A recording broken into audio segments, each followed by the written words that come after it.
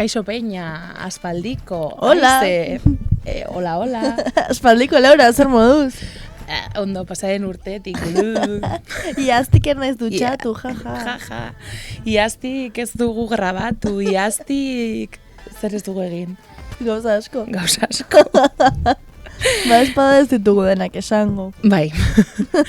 Bueno, ja nik uste dut epea pasa dela urte berrion eta mierda hoiekin guztiekin hasteko eta gainera sin más. Nik orain dela ezain beste entzun nuen kalean, feliz año, ez dakiz dago. A ver, kasi 2027 ja. Uste zakadukau horrek. Osea, ja ez dakit, pasada.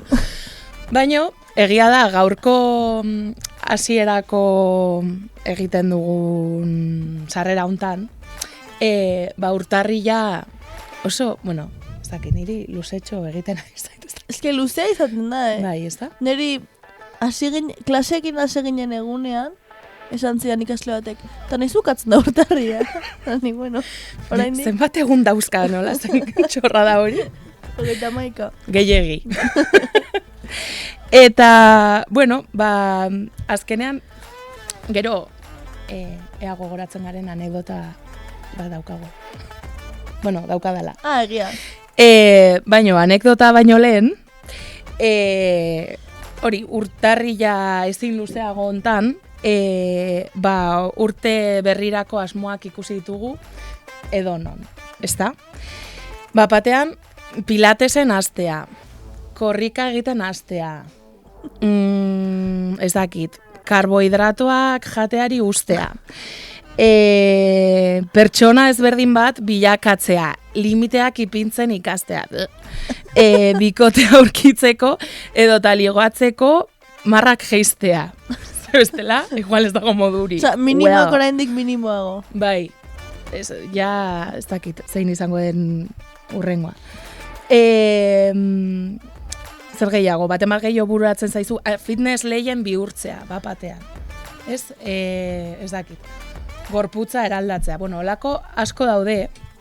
Gero jendea ere jartzen da modo intelektual, ez? Gehiago irakurtzea, urtean liburu bat irakurtzea.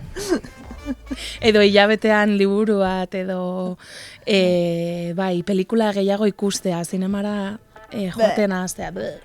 Bueno, gauza batzuk ondo egon daitezke, baina... Denak ez. Well, denak ez. Eta arege gutxiago egia ez direnean.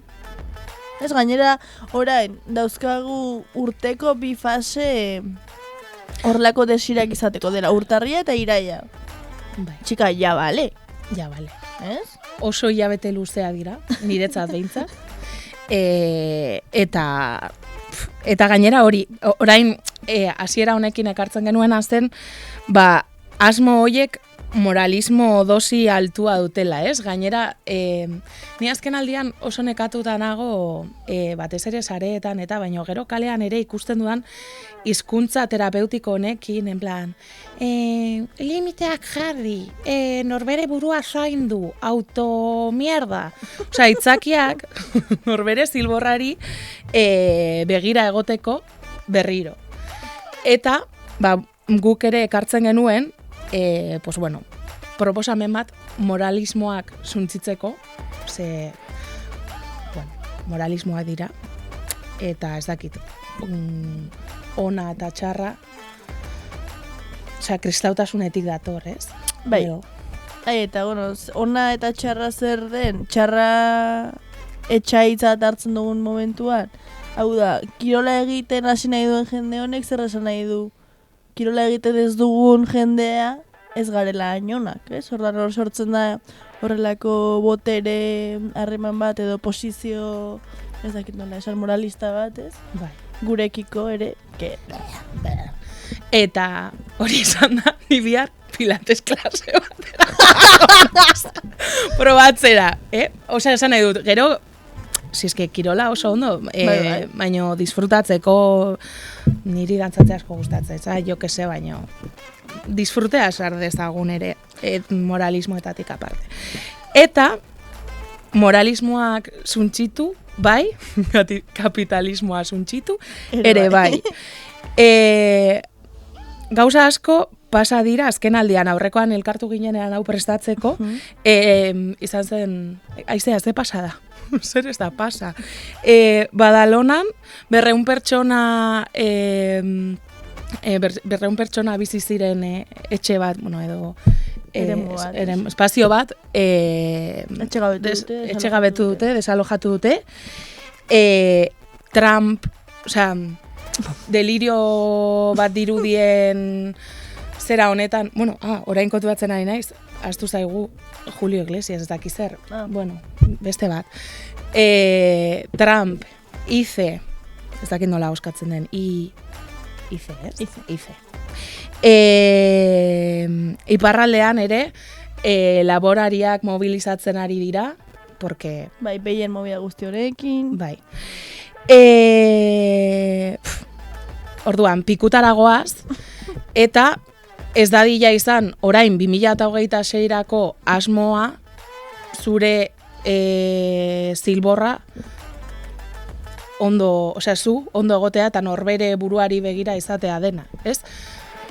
Goazen ikustera nola dagoen dena, eta, pues... Ez dela norberaren gandik oso urruti begiratu behar kakatza guzti hau ikusteko, Eta ikusteaz aparte, pues, zerbait ere egin dezagun,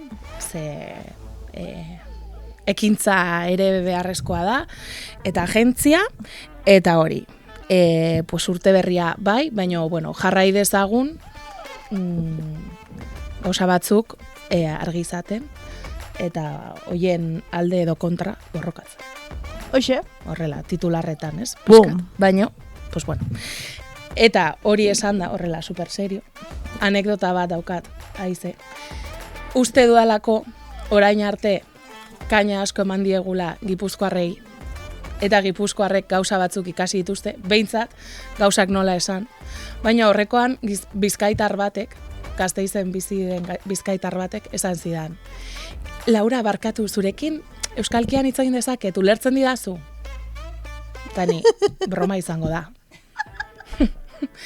Eta ni, bai, ez nuen borrokatzeko gogorik, ez asmorik, espazio hortan, izan zen, como, bai, la fenta de mierda, eta orduan esan zian, bale, eske Gasteizen ez dut nire euskalkia galdu nahi badakizu. Joan zure herrira, no? Galdu nahi, pues joan zaitez. Go home. Pikutara alde mendik utzi pakean. Eta uste dut, Gipuzkoarrek ikasi dutela, ez? Zure gurasoak nongoak dira. Baina, agian, Bizkaitarrak ez ditu gainbeste begiratu, eta oraindik ez dute ikasi, pues bueno, euskalkiaz badute galdu nahi, bagian haien herrietan gera daitezkela. Proposamen bat. Bueno. Muso handi bat. Bizkaitarrei. Eta beste bat, Gipuzkoarrei. Eta hori esan da, pues... No datorrar gure gana, Laura. Gaur 2026 inauguratuko dugu, eskuernagatik datorren pertsona batekin.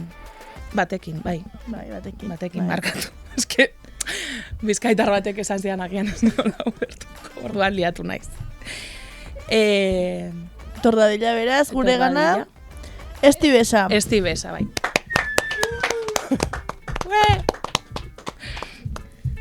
Kaixo, epa. Kaixo, Esti. Zer modu zaude, Esti? Zer modu zazu urtea? Bueno, hasi, lehenengo momentuan oso ondo, baina ja hurrengo egunetik, ostia, hori ez, nola dagoen mundua, puf. Gainera, ez dukan pentsatuta, baina, karo, zuen kasuan matxak jatearena izango da pixka bat. Matx, ez arabarra. Batean kontra esan pila bat. Bai. Esaten zu, baina hau nondik atera dute, ez? Nondik atera dugu, baina bueno, hala. Zuen etxeetan, matx, txuria ez da. Bai. Orain, zeran. Bai, ni gainera ez dut inoiz jate, makarri jaten dut hor. Batzutan maspasak, Bai. Lehen etxean egiten genituen, lehortuta hori, eta baina, bueno, orain ja erosi egiten dugu. Ze gaina, rollo, saltzen dituzte pepita gabe, no seke, oza, ja dago horrere merkatu bat sortuta, bakarrik egun baterako, baina... Bueno, gero jendeak ez ditugu markak esango, baina jaten ditu txokolatezko bolatxo edo ez dain bolatxo hoiek, ez? Txokolatina txiki hoiek edo... Bai. Nik ezagutu dut azeitunak jaten dituenik. Eta, claro, 12 azeituna... Azurra eta guzti, ez? Kriston egarria. Ja te creo, bai. Horrela, behitu, ardoa edateko aitzaki ona, azeitunak. Lagun baten amak, 12 ardo trago ematen ditu. Behitu, oso ondo. Ez dakit zuena izango, baina ardoa bentsat bai. Oix, bueno, txorrada honekin barkatu, okurretu zait eta ezin nuen ez esan. Bai. Bueno, esti besa daurkagu gaurkoan hemen. Bai. Nor da esti besa, aize? Vale. Bueno, aurkitu genuen zuri egin zuten elkarrizketa bat, aipatzen zuena eskuernagarra, ez dakit nola den gentilizioa, zarela, baina, bueno, atxabaltan, ere... Arabarrentzat, atxabaleta. Atxabaletan bizitakoan, haurtzaronera bezaro gaztaroan, ez? Bai. Baina, bueno, gero denbora pasatakoan, berriz ere jaioterrira itzuli zinela, bertako, bueno, familiako upategiarekin jarraitzeko zerarekin, ez? Hala da. Txabaltara 11 urtekin joan nintzen, eta, bueno, euskeran ikasi nuen, euskaldun du nintzen, antxe, Atxabaltan. Eta gero ja ikastera kanpora, Naparrora, Iruñan 12 urtez, eta gero herrira, berriro, a los orígenes, bai, sustraietara. Eta, bueno, bai, aitarekin lanean, ikasten, eta ja, 35 urte edo, aramatzagu mundu horretan, guztiz, murgilduta. 35 urte lora, zuk baino gehiago, Ke guarra. Bai, gutxi gehiago, Bai, eta zergatik uste duzu esti, beti galdetzen dugu hau horrela hasteko, berotzen joateko, zergatik uste duzu ekarri zaitugula gaur Baleara? Ez dakit, ezagutzen zaituzte dalako edo, bueno, aleakoa naiz, ni ere bai neurri batean, ez? Eta bueno, sektore, bueno, orain jende askoren ahotan dagoen sektore bateko partaidea naiz, oso arronago. Eta, bueno, pues, eta emakumea naizelako, que hostias, hortxe, mundu horretan. Ez dakit, zergaitik. Normalean, gero, hau galdetzen dizuegu zuentzako faena handia, ez? Hor, defendatu behar duzuelako, eta gero ez dago erantzun zuzenik, baino bai, nik uste dut horregatik. Bai, osea, argi dago, ez? Nik uste asmatu edo, bueno, deneko katzen garela marko horretan. Bueno, hori, aritu gara pixka bat, euskarari buruz, ez? Bazilatu ditugu Bizkaitarrak, Gipuzkoarrak, beti egiten dugun bezala. Ni ja, iaia arabarra naizenez, ja, egin dezaket. Iaia. Hoxe, baina, bueno, ez gara ez Bizkaian, ez Gipuzkoan kokatzen, ez? Kokatzen ari gara, bueno, zure kasuan behintzat, Arabar Errioxan. Bertako, bueno, paisaia linguistikoa hemengoaren oso ezberdina izango delakoan gaude, eta hori nahiko genizuke galdetu, ea esango zenuken Arabar Errioxa eremu euskaldun bat dela, edo, bueno, behintzat zein izan den azken urte hauetako bilakaera, eta zeri zor zaion, ez, bilakaera hori? Bai, eremu euskalduna denik ez nuke esango. Kriston bilakaera izan duela, bai. Osea, zerotik, pues, ez dakit, ez, bateraino. Esango nuke, euneko portzentai handiak ezagutzen duela euskera. ikastolek ja urteak badituzte, martxan daudela, urte batzu dira, 50 inkluso. Orduan, hortik atera dira, jende asko atera da, euskera ezagutzen duen. Baina gero erabilera beste gauza bada. Oso zaila da, eta gero ez daukagu bat ere errestasunik, esan nahi dut. Horra etortzen den jendia, bai eskoletara eta holan, ez dakit etortzen da, nola esango nuke, exiliora. Eta bere edo ahal duten momentuan joan egiten dira, ez? Orduan, egonkortasun hori falta dugu, ez? Eta, baina, bueno, poliki ari garela uste dut, kriston aurrerapenak egon dira, ni oroitzen naiz, gu 81. urtean joan ginen Eskuernagara, eta justo, enologia ikasi nuen, mundu horretan hobeto sartzeko, ez? Ikasteko. Eta Laguardian Biasterin, hori, agur esan, eta, pekatua zen, behiratzen zintuzten, holan esan, adios, A ber, alde horretatik nik uste du jende asko sentitzen dela, ja Arabarra eta Euskal Herrikoa. Ez? Sentimendu hori gero eta handiagoa dela. Baina euskararen erabilpena oso murritza da. Oso murritza. Administrazioan ia ez da erabiltzen. Bankuetan edo kuadrilan bai, ia, teknikari guztiak ia, euskalduna dira, ez denak, administrariak. Jakin behar duzu, nora joaten zaren, jakiteko euskeraz egin alduzun, edo eta gazteen artean, nik esango nuke, ja, behin, gure seme nagusiak, 30 urte, betidanik egin izan du euskeraz, baina batzukin. Orain, ja, ikastolatik urten eta ez. Gero, azten direla igual, kontzientzia piztu. Baina bai, zaila, asko falta zaigu. Eta laguntza beharko genuke. Bultzatu behar da euskera, han. Eta, oso gure upategian, Bizkaitarrak edo Gipuzkoak etorri eta, euskeraz, nola ba, hemen ez da, zuek geografia edo ez dakitzue, hau Euskal Herria da, jakin dezazuen Euskal Herrian gaudela. Mina apur bat ematen du. Claro. Hala da.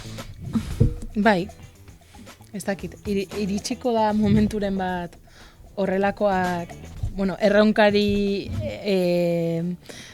aurre egiten dioguna edo poliki, ez, horra bidean goazela, baina gero kanpotik ere, horrelako komentarioak... Bai, igual esaten dute, zen merito ez, edo ez dakizu, baina eske hemen euskera, ikastolak daude, eta gaur egun, orain dela gutxi arte eskola publiko bakarra zegoen de ereduakin, Lantziegokoa.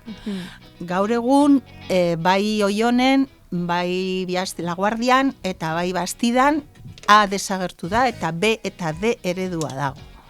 Institutoan, orain arte etzegoen, B eredua eta A. B deskafeinatua eta A. Gaur egun, ari dira, ja aurten izango da, 2. urtea, DBH bat eta 2, 2. urtea, euskeraz eskaintzen dena. Datorren urtean 3. eta poliki ez. Baina hori, eta gero, badau jendia, nahi duena, kontrajarri ikastolak eta eskola publikoa eta gezurra da. Esan nahi dut, esan ez moruen, badakizu, ikastolak, ez dakizer, eta ez dago rollo txarrik, eta ondo, bai, hori bakoitzak aukeratzen du, berak nahi duena, ez. Bai, baina D eredurantz, ez? Hori da, euskararen alde. Ez da, egon, de eredurik zateko, ni publikaren aldekoa naiz, baina ez dago de eredurik, orain ja, ematen du, ari dela. Joango dela, egon kortzen ere, publikoan. Bai, baina horrelako osterak, ez, edo direnean, ze ondo zuek, edo ze, infantilizazio hori edo hor gainetik jartzen direnean, ez? Bueno, amorrua ematen duela eta jendeak ere, pues, pentsa dezala nori esaten dioten, no? Batzutan sentitzen zara, periferia gara, ez? Eta periferia asko daude Euskal Herrian, baina sentiarazi egiten dizute askotan, Ez bakarrik euskeraren historian, gauza guztietan. Sartuko gara nekazaritzaren zeran? Sartuko gara. Blokeka antolatu dugu elkarrizketa, eta lehenengo blokea horixe bera da, ez? Nekazaritza, eta gure lehenengo galdera bada, gainera lehen komentatu dugu, zein izan den zure ibilbidea eta nola atxabaltan ibili zinen, gero Iruñan, eta gero erabaki zenuen herrira bueltatzea, ez? Ze harreman daukazu ezti landa eremuarekin eta nekazaritzarekin, eta zure ibilbidea hori denean, ez dakizelan iritsi zara onaino, edo herrira bueltatu nahi izatera, upategian... hori egia esan da, txikitatik bizi izan dut nekazaritza edo maazti zaintza eta mundu hori, ez?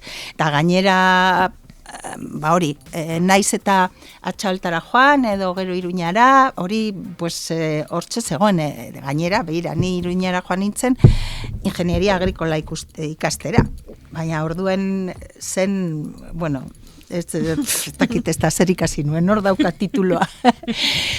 Gero, bueltatu nintzenean enologia eta gehiago murgildu nintzen. Orduan beti oregonda eta askotan joaten ginen eta lagundu, ez dakit, beti gustoko izan dugu eremu hori, ez? Nekazal eremua eta hola, ez? Eta gero, karo, itzuli ginenean, sartu ginen guztiz, murgildu ginen guztiz, eta ekologikora pasatu ginenean, hasi ginen, ez dakit, gure aliantzak egiten, ez? Bizkaiakin aliantza handia daukagu.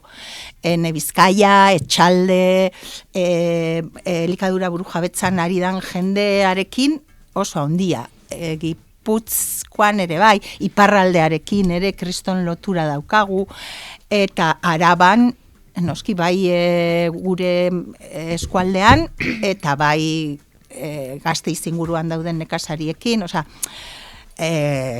bai, lotura handiak lortu ditugu, eta hortan ari gara jota fuego.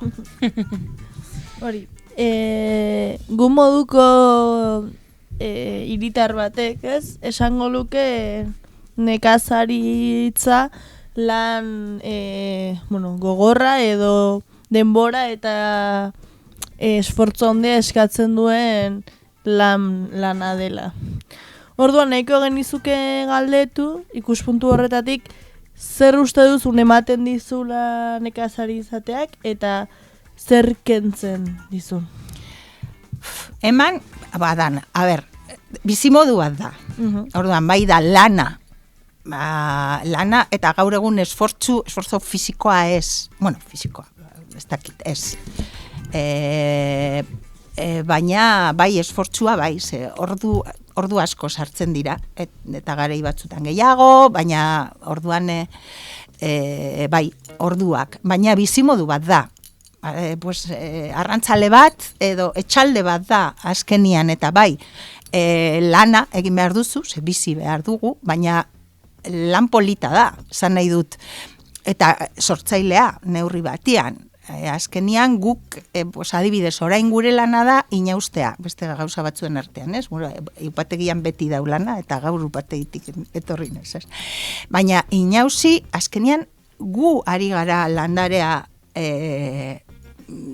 zaintzen, eta landareari forma ematen, eta landare adibidez, hori, guk orain dela urte batzugia egiten dugu errespetuko inausketa, errespetatzen dugu landarea, izerdia nundik doan kontutan hartzen dugu mosketak ondo egiteko, libreago izateko, zaintzen dugu lurra, ze nutrienteak behar dituen, baina zaintzen dugu inguru, nik uste dut nekazari txikiak garela, inguru giroa zaintzen dugunak.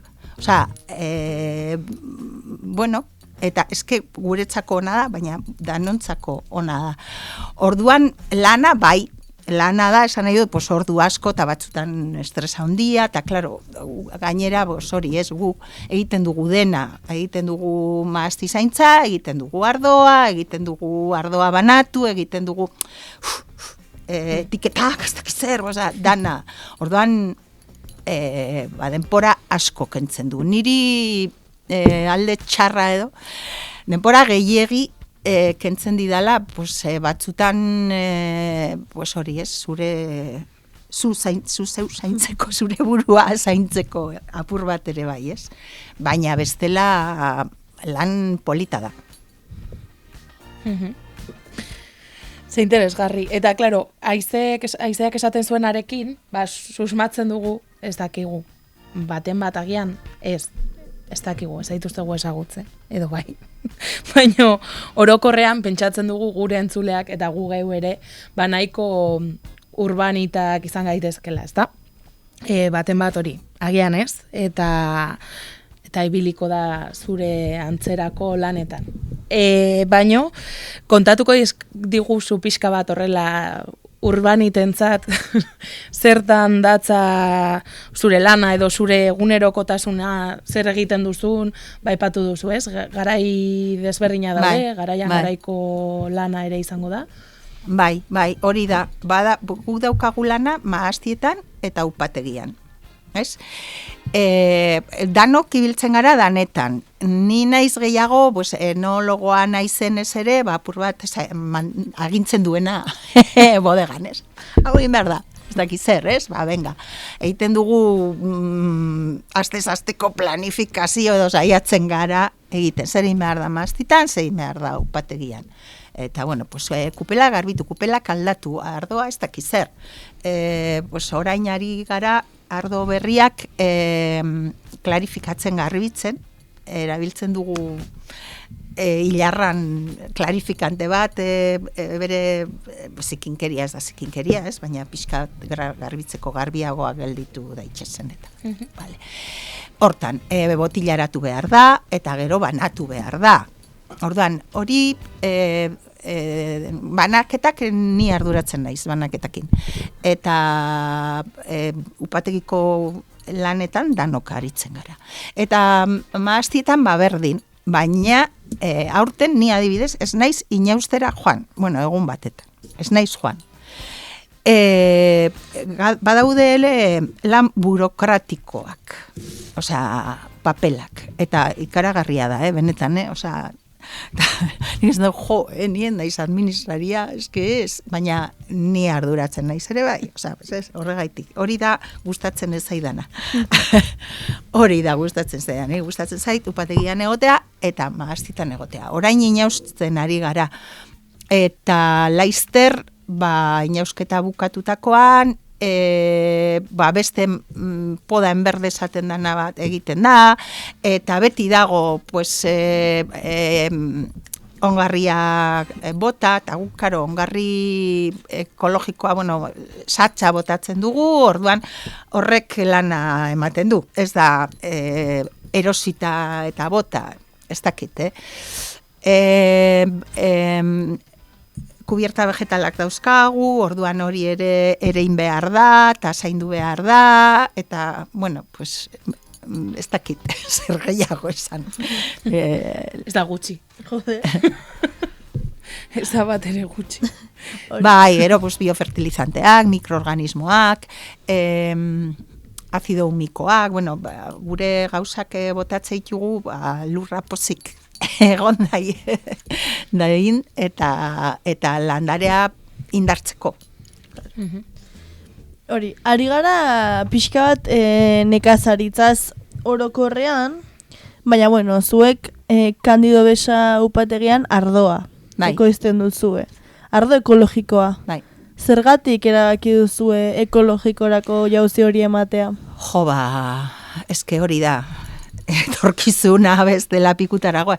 A ber, ari gara esaten aldaketa klimatikoa, ari gara esaten munduan pues hori, energiak ere aldatu behar direla, orduan hori ere bai, osea, bestela gu konturatu ginen, hasi ginenean, aita ja sartuta zegoen mundu horretan mekanizazioa eta insumo berriak, fitosanitario sistemikoak, herbizidak, ez dakiz zer, eta batean esan genuen, a ber, analizat, ikusi dezagun zer daukagun hemen. Genuen lur bat ezer gabe. Hilda, bai, azkenean gehitzen diozu dena artifizialki, zer gehiago jasotzeko, ez, hau ezin da izan. Guk lurra berreskuratu behar dugu. Guk erabiltzen dugu ere, esaten da, nekazaritza regeneratiboa, hau da, lurra regeneratu nahi dugu, orduan, hori ez, nut beren aberatza izan da di. Orduan horregaitik esan konturatu ginen, oso gauzak gaizki egiten ari ginela eta aldatu behar genula. Bildurrapur batekin, ez dakizu, orduan ez, Arabako Errioxania edo zegoen inor, holan maazti zaintza ekologikoa egiten zuenik, bai Euskal Herrian igual bai beste baratza edo hola, baina hori ez. Eta, gero esaten dozu baina eske aitona eta aita, 70. hamarkadara arte ekologikoa ziren. Orduan, ke letxez, ez? Eta, poliki-poliki, hasi ginen maazti batekin, eta gero ja aldatu genituen denak, eta gero semea eta bere lagun bat etorri ziren gurekin, eta hoiek guztiz, bide hortatik filosofia horrekin jarraitu nahi dute buru belarri. Eta egia da, azkenengo urteak, batez ere ekologikoan ari garen ontzako, supertxarrak izan direla, gaixotasunak, eta, harria, izotza, baina, hortxe. Hori da, gainera, helburua da aldatzea, mundu, hortara joan behar dugu. Hau igual zentatuko dut, ez da gize. Eta honekin lotuta, galdera bat etortzen zitzaigun, ez? Azken aldian, ez badut oso ondo asaltzen, zuko hobeto egingo duzu seguro. Baina badago, ez dakit, hor, ez dakit zer den bat, debate bat edo gatazka bat, ia Erriosako ardoa izan behar duen, Arabar Erriosako ardoa, ez, jatorri deiturarekin, edo denominación de origen delako hori, orduan ez dakit ze... Moztu, porque ni enrollatzen naiz pila bat, gai hau da... Erriosako jatorri izendapena sortu zen oindela 100 urte, eta orduan izan zen, ez dakit, la hostia, ez, apur bat, nekazari edo ardogile guztiak jatorri izendapen baten barruan sartzeko, eta polita izan da, polita izan ez den arte. Esan nahi dut, gaur egun, gure ustez eta gu kolektibo baten barruan sartzen gara, hori da txiringito bat. Kontseilu arautzailea da txiringito bat. Diru pila bat manejatzen dute, upategia handiak Grupo Riojak manejatzen du, eta hor gauden txikiak, upategi familiarrak eta ez dugu ezer pintatzen. Eta aparte, hortik aparte, Rioja da komarka natural bat hartzen duena, lehen Burgos, Nafarroa, Araba, Logroño provintzia zena, eta orduan da Goi Errioxa, Arabako Errioxa eta Be Errioxa. Ardoak desberdinak, guztiz desberdinak. Orduan, iritsi da momentu bat, iritsi da aspaldi, rebindikazio hori aspaldikoa da. Esaten duguna, hor gaude, baina guk nahi duguna da gure ardoak, jendiak ezagutziat, ez dira, hauek Arabako Errioxakoa dira, hau Eskuanakoa, eta hau Samaniokoa, eta hau guk hola iten dugu. Eta garestiagoa edo merkeagoa da, horregatik, eta guk gure lurrak olakoak dira, Errioxakoak olakoak dira. Eta gure lana, askoz ere eskuekin, eskulana da. Eta han askoz, desberdintasun handiak daude, bai geografikoki, bai lana egiteko orduan, eta gero ardoa bera desberdina da. Orduan esan, guk gaur egun daukagun egoeratik ateratzeko beharrezkoa ikusten dugu, gure jatorri izendapena, lehenengo eskatu genuen izatea bordelen bezala jatorri izendapen bat bestearen barnean, baina ez ni badioz. Orduan horraz izan borroka bat, esan duzu, pues orduan diborziatu dingo gara, baina ez digute utzi. Tribunoletara eraman gaituzte, diborziatu nahi dugulako. Ez, gu geu izan nahi dugu. Upategi txikiak eta gure nortasuna mantenduz, eta ez digute uzten. Eta orduan, hemengo instituzioek ere ez gaituzte apoiatu. Hor PNV eta hauek ez dakitzer ze interes ilunak edo ez ilunak daukaten horrekin. Eta galdu dugu gure izena ere, Arabako Errioxa gure eskualdea da, baina marka registratu bezala Logroñokoek daukate. Guk ezin dugu gure marka erabili. Ezin ginen izan denominazion o Rioja Alavesa. Horregaitik jarri genuen Arabako Mahastiak. Eta behitxu, hau da Arabako ardoak. Gaur egun Arabako ardoak izan nahi dugu. Baina benetan falta zaigu, sagardoak eta txakolinak duten babesa. Ez dugu. Arabako Errioxako ardoa, Arabako ardoa, edaten da Euskal Herrian, euneko 15 edo, ez da, edaten.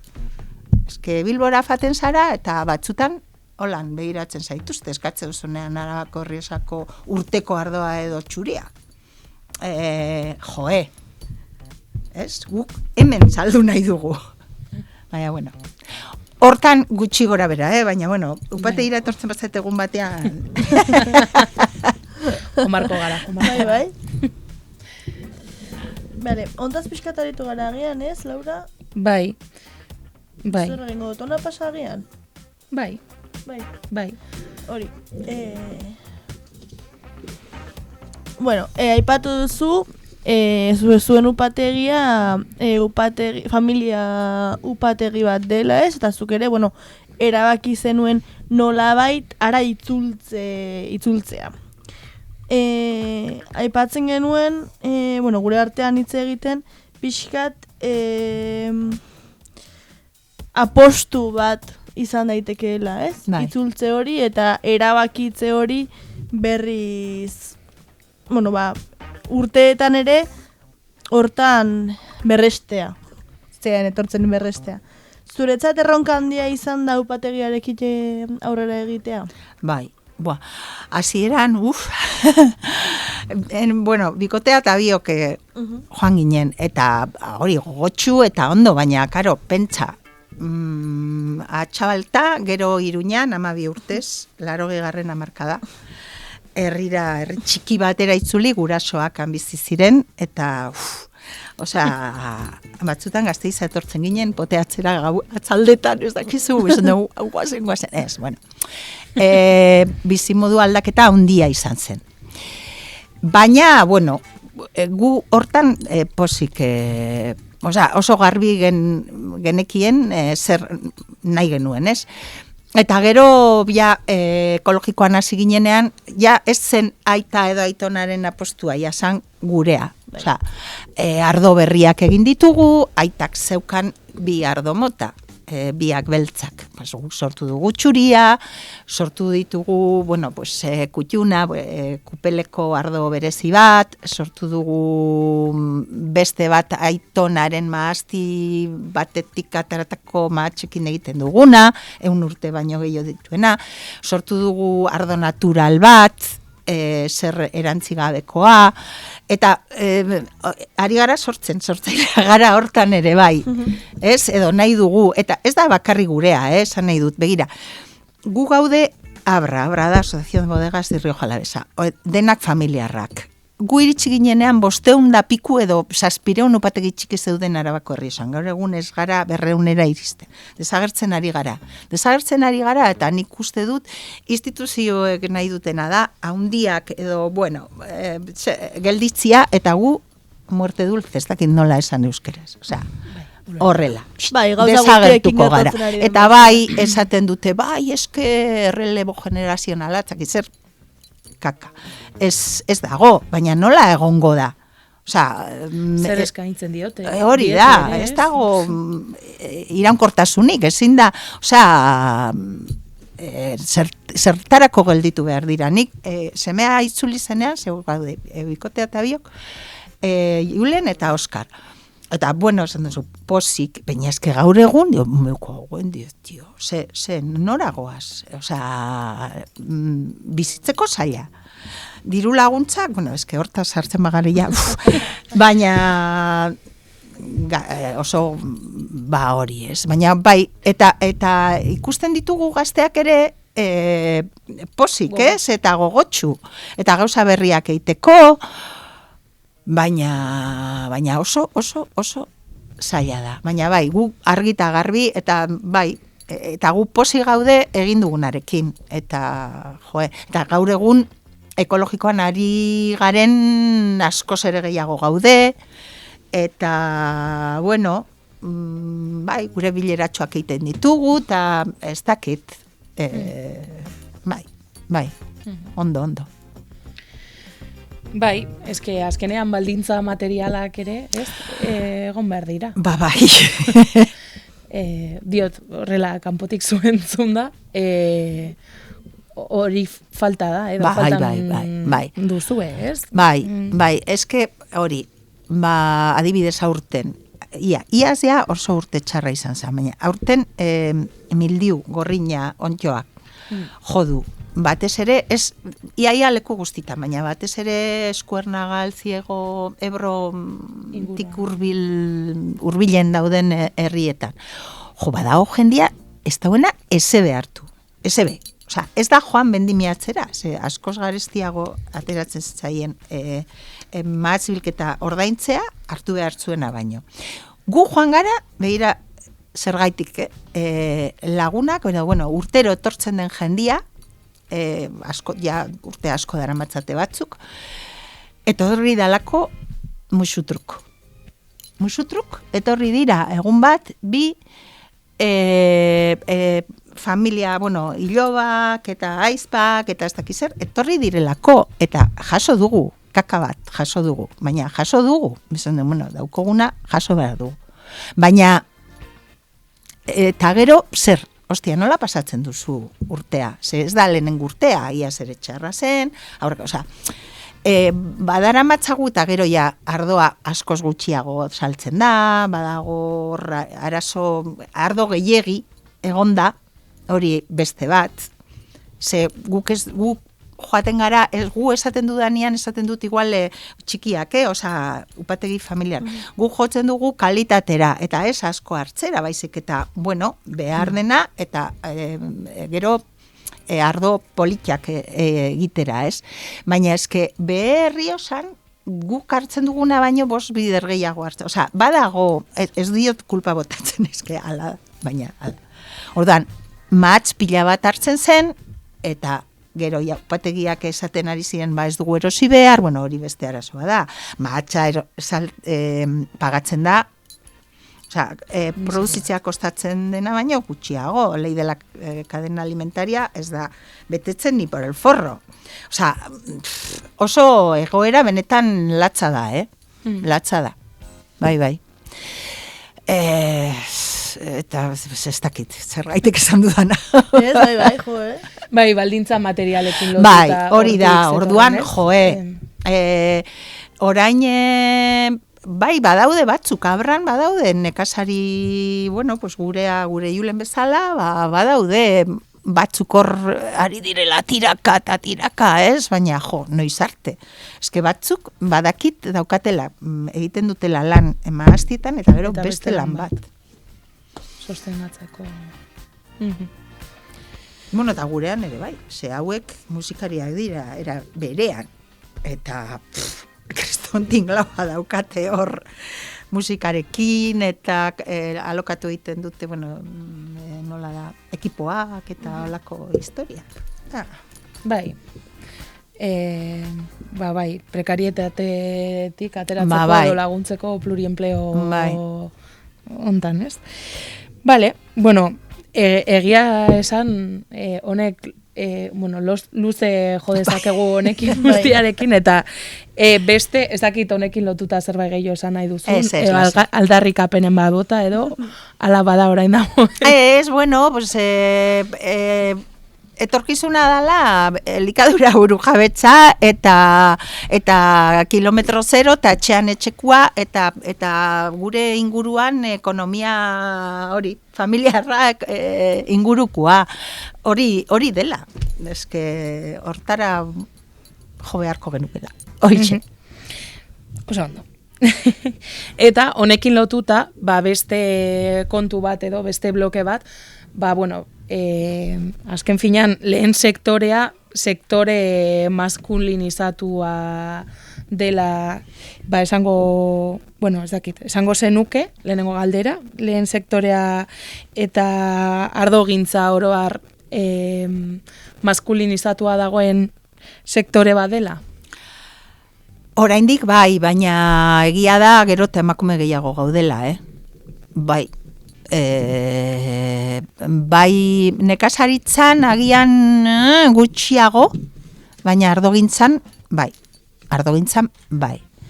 Eta gure abrako presidentea emakumea da, eta emakumea asko daude, eta nabaritzen da, egia da, nabaritzen da, desberdina da. Beste funtzionamentu bat dago, eta bai, eta gerreragoak, ez da, abestia bezala, ez egia da.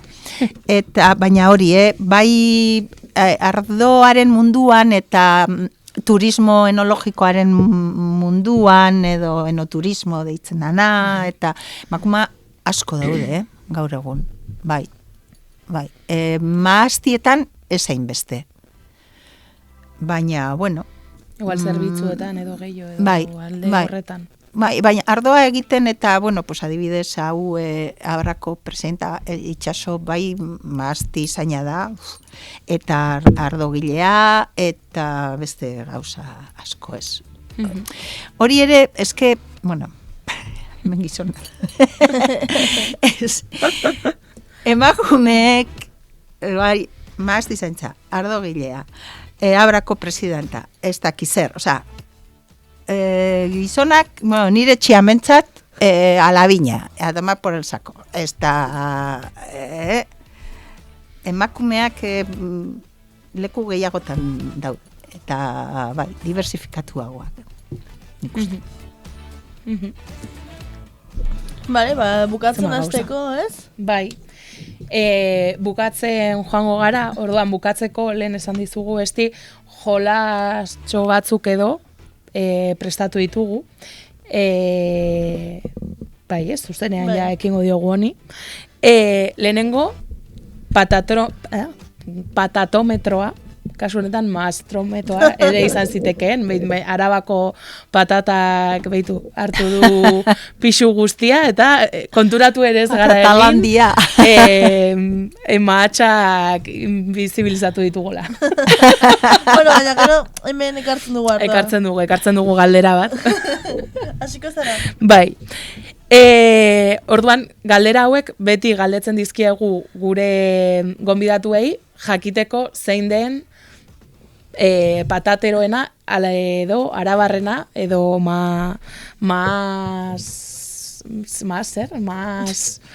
Zuzara irakasle, Bueno, ara barna esango. Hori da, bai, batzutan ibakarrik, itotzen naiz. Noiz, bueno, eske galdera hau, claro. Claro, baina? Pizka ridikuloa inkluso zuretzat, baina beti galdera igualak dira. Noiz egon zara azkeneko aldiz, Gasteiz ez den Arabako herri batean? Egunero. Leku desberdinetan, Ze, Arabako Errioxan ere kultur mailan edo feminismo mailan edo edozein historiatan baldima zaude, batetik bestera. Osea, mugitu behar duzu, orduan pipipi, horrela ibiltzen gara. Ja irabazi du. Ja está, ja puntu guztiak zuretzat. Gasteizen gutxitan. Bueno, etortzen naiz, bai, astero etortzen naiz, eta bai banatzera, bai politika dalata, edo bizitan gustatzen zaidana, baina gutxiago ze batzutan, igual, antzerki eta holan, eta ez da posible izaten. Baina, bueno, bai, Gasteiza etortzen naiz. Bale, gero, da aukeratzeko galdera bat. Aukeratu behar duzu bat, euskal pastela, pantxineta, garrotikoak edo goxua? Goxua, bai. Euskal pastela ere asko gustatzen zaite, iparraldekoa, bai. Periferiatik periferia da. Bai. Gero, herri batzuk botako ditugu orain, bai. Eta mapan kokatu beharko dituzu, bai? Ea azken egunetan honekin ridikuloa egin dugu ordenagailuarekin gora eta bera, ea gaurko metodoak hobeto funtzionatzen duen. Lehenengo herria, mapan kokatu behar duzuna, izango da. Ikusten den, bastante ondo ikusten bueno, da. Eske kalitatea hackers. Urtez urte. Wow. Lehenengo herria, Izoria. Jode. Izoria. Zuri jarri dizkizugu zailak nahita. Bai, Ba, esango nuke lautadan dagola, baina ez dakit zergaitik, osea, ez dakit. A ber, pasako dugu, hemen dago! Egin diot grano bat ezela. Ikusten da txuriz markatua. Non dago? Hori dago... Aiara aldean, ez? Bai.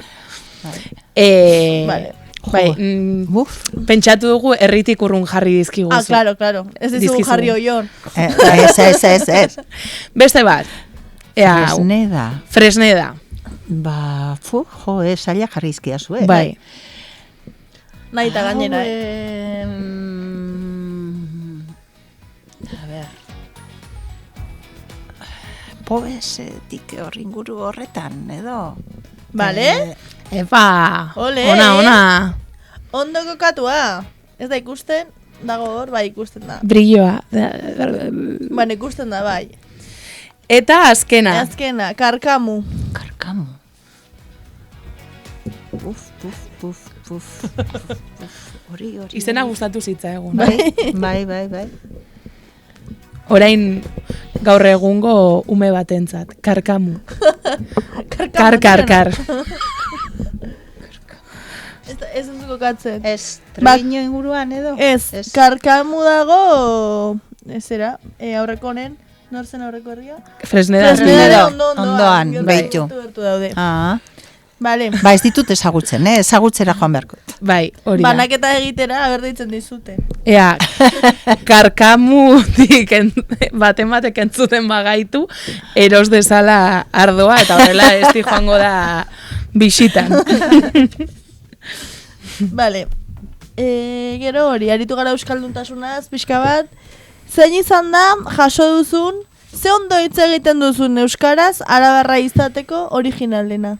Bueno, zure kasuan lehen kontatu duzu, edo ze ondo maazti hau, upategi hau existitzea hemen. Ez dakit. Bai, askotan esan didate, orduan... Vale. Ez. Mhm. Ez Beste da bat. gustatzen hori esatea, joder, arabarra naizelako, osea, ez dakit nola esan, arabarro zergaitik ez dugu jakin behar euskera ondo, ez? Hala da, baina batzuk oraindik beitu, zurekin euskalkian hitz egin dezaket, bestela galduko dut. Pues bueno, Pues ala maja, pues hor konpon. Bueno, beste bat. Araba, erlijio bat izango balitz, nora egingo genuke peregrinajea. Arabako riesara. Eta hau trampa da, baina ere egin behar dizugu. Zein da zure edari alkoldun gogokoena? Ardoa. Vale, irabazi du, Imaginatu irabazi bapatean orain. Ez, sagardoa asko gustatzen zait, aurrekoan Trebinu neonitzen inaugurazioan, eta sagardoa, bai, moskoz politia ematen du. Alaia. Hori ala da. Vale, egingo ditugu pare bat hemendik eta Bai, amaituko eta dugu. ja bukatuko dugu. Vale. Bueno, nik uste dut, argi dago, valorazio txiki bat patatometroarena. Oso, Herriak kenduta, ondeto, baina- goi-goian, ez dakit. Inork ezingo du superatu.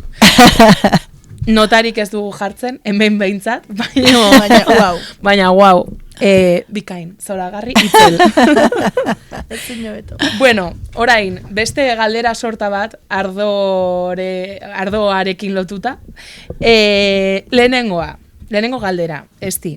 Ze pertsonaia historikorekin hartuko zenuke ardo bat? Historikoarekin. Begira. Agian Simon de Beauvoirrekin, aurrekoan bere antzerkian, ez nintzen iritzi hori zidan ez nuen oso gogokoa izan, eta agian, Horri buruz ardo hitz batekin, egiteko. pues igual asko zobet. Vale. Eta gero daukagu beste bat, nori botako zenioken ardo kopa bat gainera. Así como que Nori ez. Baina gustora Zalantzarik gainera. gabe. Bai, jo, entzuten badit.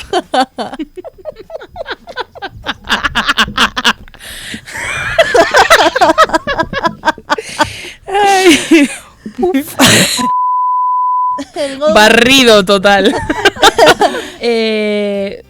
Zein egingo dugu? Nahi duzuna. Hau, Venga. Bai.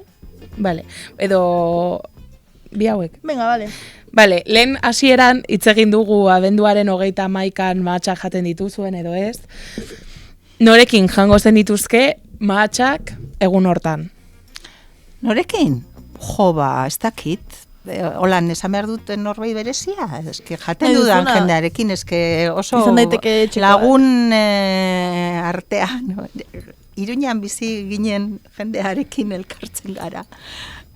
Zerta bat ginen. eta bueno, agian jende gehiagorekin, ez? Aspaldi ikusi ez ditudan jendearekin, kartzelan daukagun lagunen batekin, Maixol, Jon, bai, bueno, bai, gustora, lortzen dugun goiz. Bueno, pues minutu bat falta zaigu. Bai. Orduan, itxiera bezala, beti eskatzen diegu gure gonbidatuei, arabarra den pertsonaiaren bat aipatzeko, gero guk gure karpetan jartzeko. Ah. Daukagu Idoia Zabaleta, Danele Sarriugartek proposatu ziguna, jartzen ari dela orain Laura karpetan. Zuk zein ekarri nahiko zenuke gure Nik karpetara? begira, nik Edurne Azkarate jarriko Edurne nuke. Azkarate. Arabarra da eta Arabako herriesakoa. Bueltatu da Oso Edurne. periferikoa. Bezala. Eta asko maite dut. Eta ez dakit, asko maite dut. Asko gustatzen zait. Egon zen gurean, Bai, así que bai. postuko da. Bai. Aspaldi ez dugu ikusi, baina oso lanpetuta dau. Gure partetik, Horixe dena, orain bukatzeko selfie, bueno, ea gaurkoan orateratzen den, bakoitzean aldiro buru bat, horrela lehen plano hartzen du batek, eta gero asmatu behar da zeintzu diren besteak, baina, bueno, aterako du argazkitxo hori, eta hori mila esker esti gaur gurera etortzeagatik. Zuei, oso ondo. Oso interesgarria izan oso da pozik. bai. Oso ondo pasau da. Eta hurrengo urtera artik. Eta ondo ibili, 2026, ez izan mierda, gur,